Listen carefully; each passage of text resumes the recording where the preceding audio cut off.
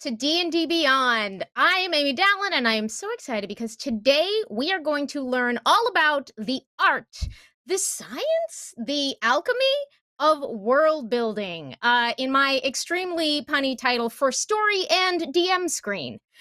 And I am joined by a couple of experts who are going to tell us how they have been doing it in their incredible fictions. First, please welcome writer, producer, editor, composer, dungeon master, half a fool and scholar, making highly produced podcast audio fiction and actual plays, Travis Vengroff. Hello, hello. And please welcome novelist, literary editor, game designer, writer, and I really would love to hear some more of these stories of talking to kids about all of this stuff. Please welcome Lou Anders. Very good to be here. Thank you. Both of you have experience creating worlds and adapting or sharing them for D&D 5th edition. So I'm very excited to sort of hear both of your tips and kind of level up my own skills in this area as we go. And you both have experience with non-game forms of fiction as well, which I am very excited to hear about because I really want to know, like, how is or isn't your world building different for those different forms? But before we get into all of that, if you would please, Lou, would you tell folks who might not be familiar with your work a little bit about yourself? Sure. So my background actually came out of television. I spent 5 years in Los Angeles as a journalist covering science fiction, film, and TV, Star Trek, Babylon 5, things like that. And I lived on the set, saw how the sausage was made for a lot of television. But I went from there into traditional book publishing, and I was a science fiction and fantasy editor for 15 years and worked with a lot of really wonderful fantasy authors and science fiction authors. And so then I got that piece of the puzzle. And then in 2014, I became a children's book author. And I have 4 original novels out with Penguin Random House and a Star Wars novel out with Disney Lucasfilm. And then for the last several years, I've been doing game design.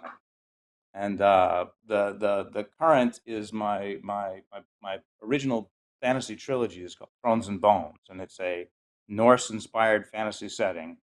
And I've taken the first novel in that and kickstarted it, and we're producing 2 volumes of 5e compatible RPG material that'll come out hopefully in November, because I just finished inputting the copy edits today.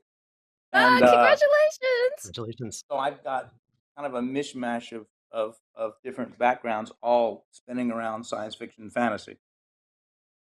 And we'll get to this later, I hope, but Thrones and Bones is not just the world and the game, but it's also a game in the world of the game, right? Yes, it is. Yes, it is. There's a board game called Thrones and Bones. I think you can see it right now on the screen. And it's inspired by the real world game of Hnefatafl, which was a game the Of what? Vikings played until they Hnefatafl. My son, when he was Neat. little, couldn't pronounce that, so he called it Knuffle Bunnies. But it was a game the Vikings actually played up until they discovered chess, and chess took its place. And I made my own version that's similar but has some different rules. And it's wonderful. The rules for the game are in the back of the book, and people have made sets. And on my book tours, I've played against fans who've built their own sets and brought them, and I always win. And I was gonna say, have you lost? What would you like to lose at your own game? yes, but I've always been a huge fan of in-world games. You know, I love games within games. I love the little minutia of world building, and that really gives a setting life. You know, whether it's the giant chess set in Harry Potter, or I'm going to date myself, but Edgar Rice Burroughs had a book called The Chessmen of Mars, where they played on a giant Martian chess set, and I read that when I was like 10, and I've been just enraptured by fake. You know, what's the game in Avatar: The Last Airbender? I show. Yes, with the tiles. Just yes, yeah. Nothing speaks to my heart more than a real game that doesn't exist. Yet. So I definitely want to circle back to that. But Travis, for folks who might not be familiar with the Fool and Scholar productions or with your work, could you tell us a little bit about yourself? Sure, I'm Travis Vengroff of Fool and Scholar Productions. We make audio drama podcasts and D&D podcasts. That's like scripted and unscripted, basically improvised. We build worlds in a variety of ways in audio stories.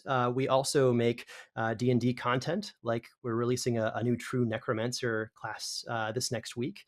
We've also released campaign stories, our own D&D 5e open gaming license World for Liberty, which is one of our sci-fi brands, and also graphic novels and comics within our stories. So we represented visually in quite a few different ways, and haven't written any novels, but we have a lot of other ways to tell stories, and they're all fun. And some folks might have started listening to Dark Dice recently because you gained a particularly interesting new cast member. I'm just going to go ahead and bring it up right now. But why might folks have heard about that? Oh, well, we have a guest, I guess a person who I really admire who happened to join our table, Jeff Goldblum. He's a lot of fun to play with. And actually, the picture you're seeing now is we had a musical come up in this episode where we had a tech issue. And while we were having this tech issue, he just started humming an elven woodcutting tune, to stall for time while his character is having tech issues, and we orchestrated it and had everybody sing along, and it got really ridiculous and over the top, but he's a lot of fun. I'll say that. And our stories are very much the same, and we like building. We haven't done games within games yet. We do a lot of musical and literature and storytelling within our worlds. It's kind of similar lines, parallel, which I think are fun. All right. So with that, this is why we have convened this particular panel, and I feel we absolutely have the right people. And we asked you both sort of what would be your top tips for folks who are just staring at a blank page.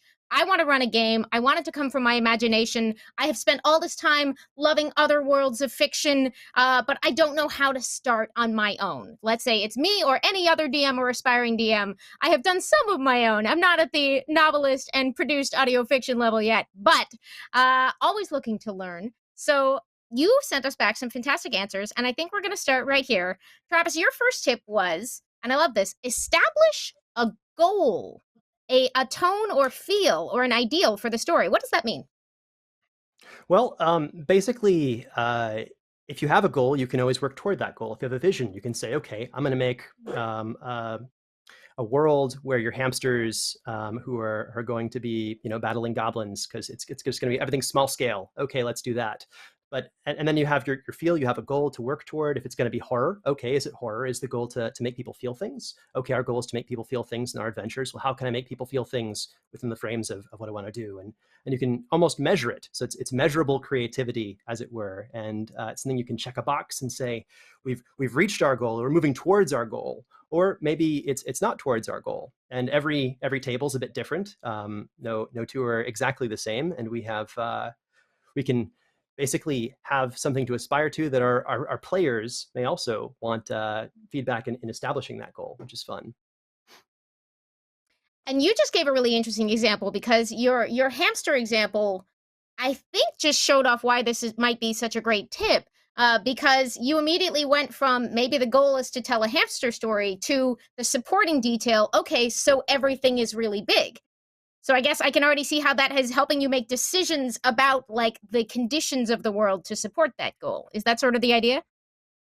Yes, it can domino you in some pretty interesting ways. If your goal is to like support a specific type of character, or maybe you have a really cool concept for a deity, or an origin story for your world, or you have a specific element, like I want the characters to fight on top of a castle in the rain during sunset here at this time.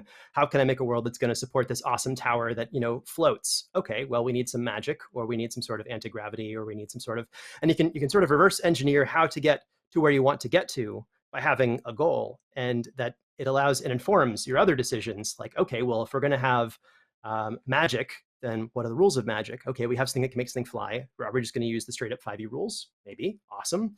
Do we want to make something different? How and why and what to support these goals that you can put together? So I think it's very helpful in directing your creativity, which is boundless until you give it bounds. And when you have a blank screen, knowing your edges of the map can really help you fill it in. Just out of curiosity, if you were trying to reverse engineer a sunset confrontation in the rain on top of a floating castle, like what would be some steps you would take to go backwards and figure out your story? First of all, I'd figure out who they're fighting at the castle. Like, so it's like easy example would be Strahd. So if you're not going with Strahd, but you want to make a memorable villain who has a castle or who owns a castle, who's stolen a castle, or who maybe crash lands into a castle and hits it with an airship or a dragon. Whatever that might be, reverse engineering your villain to the location and then looking at your villain and saying, well, how do I make this villain memorable? And your players will really remember this person when they finally have this final showdown. On my podcast, we did a thing called the Silent One. It's a creature that can steal the faces and voices of whoever it encounters. So it's like a doppelganger thing. Well, how am I going to make them hate it? So it's really hard to kill. It doesn't really fight them. It just sort of attacks them when they try and sleep. And then it runs away pretty quickly. So it's more of like a harassment policy. And they really hate that thing quite a lot. So figuring out the motivations of how I can drive the desired outcome from the players to make them have a memorable experience. Maybe you're imprisoned by this character at some point and they give you like terrible tasks of just like bundling and uncurling rope over and over again, or stupid, pointless jobs that don't really add up to anything, but they frustrate the players and they think, man, this person's really irritating. I'm going to get revenge one day when I get free, Count of Monte Cristo style. So Lou, do you have any? Have you ever started with a specific goal or tone in mind? Does that resonate for you, or is there a different approach for you? No, it does actually. Listening to Travis talk, I was thinking about that. So when I wrote my first novel, I grew up reading sword and sorcery fiction, Robert Howard, Fritz Leiber, Michael Moorcock, and I loved that growing up. But as an adult, there are not a lot of strong, empowered women in those things, and We did notice some of us. Yeah, it yes, came and up a there's couple not a lot of times. diversity. And so my initial goal was I wanted to write a book that had the same kind of sense of wonder and evoke the feelings I got of those fantastical landscapes and epic battles and the sort of sword and sorcery worldview, but that spoke to a modern audience. That had equal number of men and women, that had a diverse cast. And I started with the idea of a female Conan. And I tried in 2010 to write about her, and it was horrible. Horrible. I buried that story, and I hope no one ever sees it. And there's an old Robert E. Howard story called The Frost Giant's Daughter. And in it, Conan wakes up on a battlefield, and he sees a beautiful woman who seduces him and gets him to chase her. And then her big brothers, who are frost giants, attack. And as a kid, it drove me nuts that they were giant and she wasn't. If she's their sister, why isn't she giant? And then as an adult, it drove me nuts that she's just a sexual foil for Conan and has no real agency or purpose. So I was like, I'm going to write about an actual frost giant's daughter, and it's and my own children are biracial, and I was like, you know what? She's a half frost giant, so she's a 7 foot tall 12-year-old. At first, she was a 7 foot tall adult, and then I realized that the interesting part of the story is not the adult; it's the child. What's it like to grow up as the littlest giant and then find yourself thrust into an adventure where you're suddenly the tallest human? And what are those two dual perspectives like? So that's where I started. And I started working on that. So that implies a Norse setting. So, okay, now I know it's a Norse setting. It's sword and sorcery, it's frozen lands. Magic is going to be, at least in this part of the world, low magic, because it's going to be something that the bad guys do and not something that the good guys have that much access to. And so things start to build out from there. I have some thoughts about starting small that came out of that, but maybe I should save them. We'll get there in a second. Let's Yeah, see, because my first tip I but got from you, and I think you've actually hit close to it here in terms of figuring out that you needed a Norse setting for this. But the first tip you sent us was crib from history. Take the biggest yes. events and file the serial numbers off. How would you apply that advice? So so I used fractal terrains and made a map, and I picked a tiny little northwestern corner, and so I'm gonna start there because I don't need to know anything about the rest of the world, and I'll just see if I can even do this. And I very quickly realized that I couldn't write it because I didn't know who the people were. Mm. And I said before, I worked in publishing for 15 years. All of my friends and peers are really talented fantasy writers. And I was taking off my editor hat and putting on a writer hat, and for the first time, and I was really nervous about it because I'm very confident I was very confident in my editing, but I had no idea if I could actually write a fantasy novel. So I decided that by sticking close to history, I could make sure that like I didn't have a civilization that was completely wiped out in a plague or a meteor attack, and then 1 year later was conquering the world, unless that was something that actually happens. I don't know, you know. So I figured by taking history and finding out the serial numbers, then the rhythms of history would ebb and flow in a natural way, and I wouldn't do something ridiculous like have I don't know, an emperor come back after 30 years and build an entire fleet of planet destroying ships in a month. And don't know why I thought of that example. But so I took a history of Norway from their earliest roots to about 1400, and I filed out the serial numbers. And then you look at that and you go, you change all the place names to your place names, and then you look at it and you go, if there was a famine that where everybody, a whole ton of people died, was it just because it was a famine, or was there an unprecedented wave of dragons who scorched the land and burned all the crops so that nothing grew for a year? If there's 3 years of winter, which there was at one point, was it just because the earth got cold, or was it because somebody offended the god of the harvest and they took off and didn't want to come back? And was there a hero that brought them back? And if there was a great battle, was there a magic weapon involved? And has it been lost? And is it waiting to be found? And so as you start to just magicify, that's my new adjective, magic Magicify. verb. As you Yeah. magicify it, it I think that's a starts to level become 3 its own spell. thing.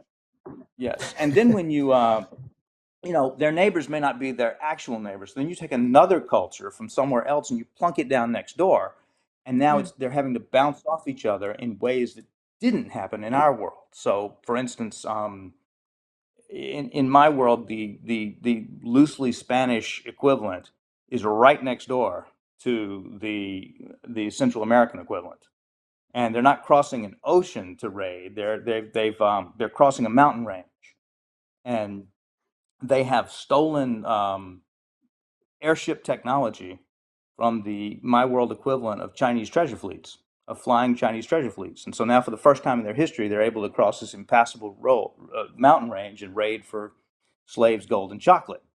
And so these kind of things, because of where you're plunking them down, start to speak to each other and bounce off each other.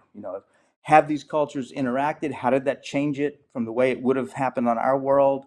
If they haven't interacted, what's preventing it? Is there a giant wall of ice, or is there a giant force field, or is there a monster that happens to live between the two of them that doesn't like visitors? So it begins to shape that way. How do you And so approach the from question? starting, Yeah, so go ahead. continue. Oh, I was just I was just curious. saying, We're getting caught in delay. I want to definitely hear the next point. I'm curious, when you're borrowing from the real world, how do you approach borrowing shapes and patterns versus sort of directly reproducing analogs of historical events, especially in terms of different cultures interacting? Do you have a personal way that you weave those lines? mostly it's shapes and patterns, although Mhm. there are a surprising number of things in history that are pure fantasy anyway. In my second book, I have a city called Gordasha that's modeled on Constantinople in its last days. And it's under siege when we get there, and spoiler, it falls in the course of the book. And I found out that the real Constantinople, there's a statue of the king, that there's a legend that it's him turned to stone because he vanished in the battle. And they said, well, this statue is so good looking. It's like a Michelangelo expert statue. It must be actual him. And the basilica, people claim they saw a light leaving the basilica the day before the walls fell. And that was the Holy Spirit abandoning the city so that the Turks could come in and take it. And that stuff's already there. So the Holy Spirit becomes one of my gods, and the king that's in stone, he's in stone. It's just waiting to be picked up.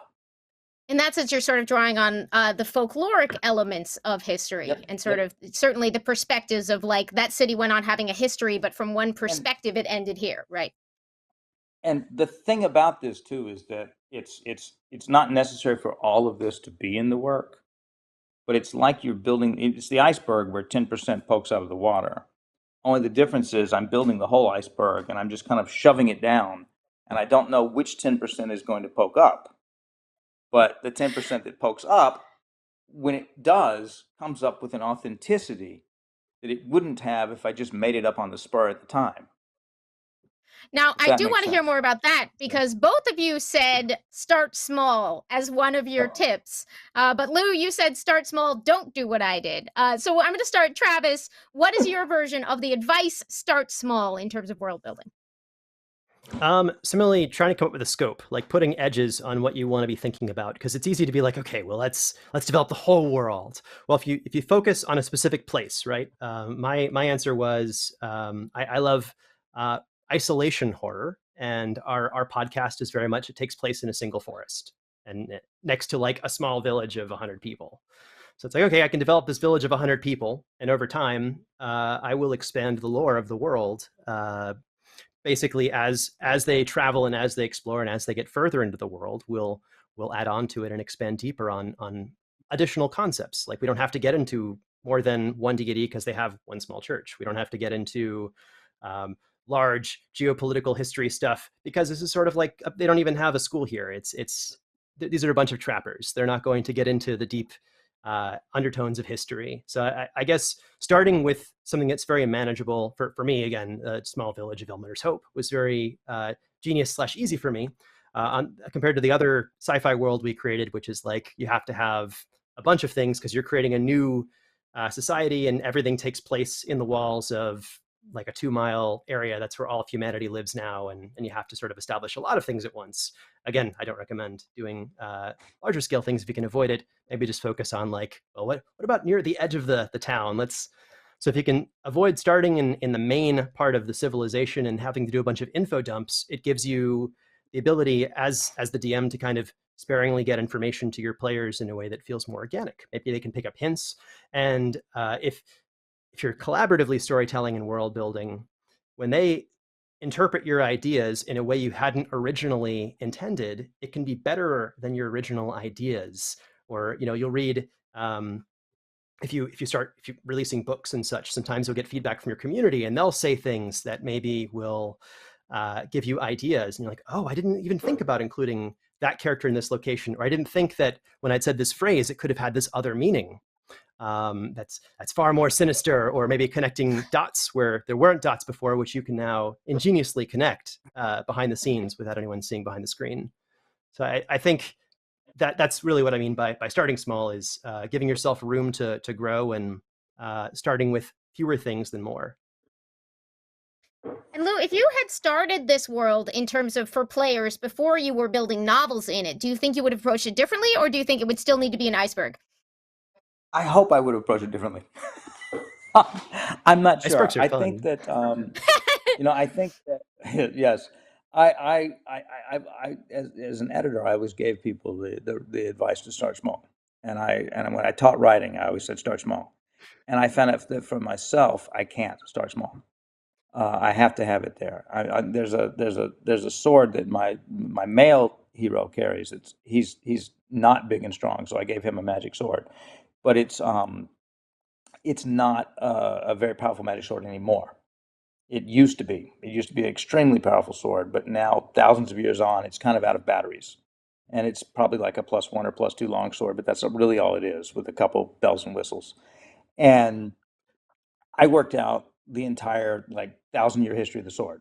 It started in one country. It became the Excalibur for a female King Arthur in a Celtic world. It got looted from a church and ended up in my Norse world of Norengard. And then it was a heroic sword there for a while, and it went into this guy's family, and then finally he's got it. And none of that's in the book. It's not necessary. I don't need to bore my players with it or my readers with it, either one. But there's a scene in the book where he's carrying the sword and he's talking to a dragon, and the dragon is 2,000 years old. The dragon would recognize it, and I realized when writing that scene, the dragon will know this sword even if the kid doesn't that's carrying it, and the dragon kind of sniffs at it and scares him and says that sword has a more storied history than you know. And that's all that's said about it. That's all that's said about it. But I knew to say that because I'd done the work. And it bubbles up like that. And so it's just a throwaway line that makes you look at the weapon a little differently and say, is there something special about this we haven't been told yet? And maybe we'll find out and maybe we won't. But it gives it an authenticity and a credibility, and I feel that there's something there beyond, I hate narratives where you're just um, off to see the wizard, and there's nothing to the right or to the left. And you feel like if the characters were to wander off the map you've drawn for them, there's nothing there. And I love doing little things to suggest that there's something there, even if we don't go. There is something over the next hill. It's not just a backdrop, with someone going, "Whoops, you're not supposed to be here." Um, it's not Unless it Assassin's turns Creed out with that's the the with story, the. which is a very different story. Yeah, exactly. But that would be good. But and so I like having it in the mix, so it's there for me. When I started trying to go small, I picked the frozen north and everything else, and I started researching the Vikings, and they went everywhere, and they attacked everyone. And I saw a cartoon once where the astronauts have landed on the moon, and they find the remains of a long ship, and the astronauts scream "effing Vikings," and I believe it. It because of that, I had to know who my people interacted with. And so before I actually started writing, I had worked out something like 25 countries just because they went there. And again, don't recommend it this way. Might be a little tough to apply. If you've Yes. spent a decade and a half as an editor first, you might be able to apply this. But it might be helpful to maybe do, I don't know, try it at home if you want to. I'm not going to stop you. 26 Well, this countries, was sure. 2000. This was 2012, 2013, and while I was doing it, I was like, you know what? This is going to have to be a role-playing game one day because there's just so much that's never going to come out otherwise. And, Speaking of which, have you told that story, that sword backstory in one of the places I might have missed, or is that like cool exclusive stuff we're getting right now? it's exclusive to this point. It will be in the magic weapons section of the core book, so I'm finally using it. Yes. Oh, that's so exciting. Yeah. I mean, please feel to keep dropping. Please feel free to keep dropping exclusive story bits. I want to make sure that I get to some of these other great tips, though. So, Lou, you had said also a suggestion for world building from scratch is to define a few colloquial details for each realm that establish broad tone and feel. So, like food, greetings and goodbyes, gods, burial rituals. Any ground rules for doing that? Yeah, so I figured you could pick like 5 things that are universals and then show how they're different. It's a bit like going into a McDonald's, the scene in Pulp Fiction and seeing what they call French fries. You find a Mm-hmm. few things that everybody does and you just tweak them each a little. So one of the things I try and do with each new culture, I talk about how they say hello and goodbye, because that's an easy one to make people feel different. One person says be healthy and the other says aloha. You already know there's 2 different cultures talking right there. And the other is who the gods are, how they bury their dead. Do they bury their dead? Do they leave them out for the vultures? Do they set them on fire on longships? Do they stick them in a block of ice? What do they do with their dead? And it's a very simple thing. And then I always name the moon. I always give the moon a different name in a different culture. So someone will mention it, and the other person doesn't know what he's talking about. And he's like that thing in the sky. They give the moon a different name for every country. And these are just little things you can do that let you know it's not just one big quasi medieval generic fantasy setting. You go a few hundred miles and you meet a different kind of people, and food. I always try and include food. Something. And now I have a friend who's following behind me, trying to make a cookbook out of it too. So I hope we That's pull that great. off. But As a I fantasy always reader put who food and loves the drink. food scenes, always Yes, good. Mhm. yes. Travis, So I what about always you? want to Which have. Hmm? sorry, Okay. which sort of small details work, especially when you're working in audio realms? Does food come up, or are there other things that lend themselves better to that format of storytelling to establish those details of the world?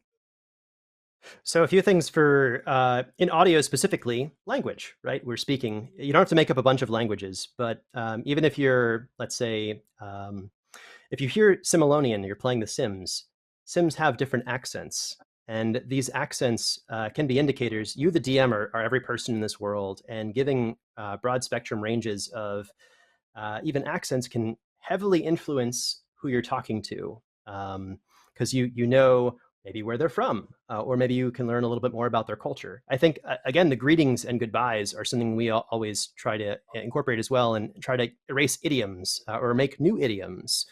So something doesn't make sense, it adds to 8 because they use a base 8 system instead of base 10. I'm in math nerd sometimes, so forget that one. But like That's maybe great. Revenders is a goodbye because they have a leader who hasn't died.